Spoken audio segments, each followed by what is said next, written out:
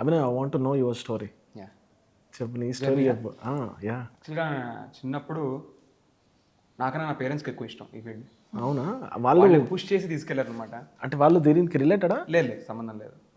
వాళ్ళకి డాడీకి ఇంట్రెస్ట్ బాగా. ఓకే. సో డాడీ షూటింగ్స్కి వచ్చేవాళ్ళు. నేను చిన్నప్పుడు చైల్డ్ యాక్టర్ చేసినప్పుడల్లా షూటింగ్ వచ్చి ఆయన తీసుకెళ్లేవాళ్ళు. అలా నాకు స్లోగా ఆ టైంలో ఎలా ఉండేదంటే స్కూల్ బంక్ కొడదాం కదా, షూటింగ్ అయినా వెళ్దాం అని చెప్పి షూటింగ్ అయిన 4 రోజుల తర్వాత కూడా స్కూల్కి వెళ్ళేవాడిని కాదు. అలా కంటిన్యూ అయ్యి సర్టెన్ ఏజ్, ఐ థింక్ నేను ఒక 18 అట్లా ఉన్నప్పటి నుంచి నాకు బాగా ఇంట్రెస్ట్ పెరిగింది. అప్పుడే ఈ షార్ట్ ఫిల్మ్స్ కానీ ఇది కానీ చేసి ఓన్గా ట్రై చేసుకోవడం మొదలుపెట్టాను. సో ఈ చైల్డ్ యాక్టర్గా ఏదైతే చేశానో అదంతా కూడా నాకు ఒక ఎక్స్పీరియన్స్, ఒక కెమెరా ఫియర్ అనేది పోయింది. అది మళ్ళీ రీబిగిన్ చేసినట్టే అయింది నా కెరియర్. ఓకే. అంటే ఇప్పుడు ఒక ఒక ఏజ్ వచ్చాక, పెద్ద అయ్యాక నేను లీడ్గా చేయాలన్నా, హీరోగా చేయాలన్నా నేను క్రౌడ్ పోలింగ్ ఉండాలి కదా.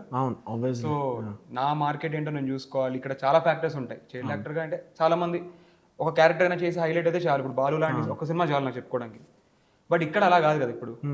సో నాకు ఇండస్ట్రీ అంటే ఏంటి, ఓకే ఇంత హార్డ్ వర్క్ చేసేవాళ్ళు ఎక్కడున్నారు, ఇప్పుడు మనకు రీచ్ అవ్వాలంటే ఒక పొజిషన్కి ఎంత కష్టపడాలి, ఇంకా మనం ఏ లెవెల్లో ఉన్నాం అనేది నాకు ఈ మధ్యన బాగా అర్థమైంది.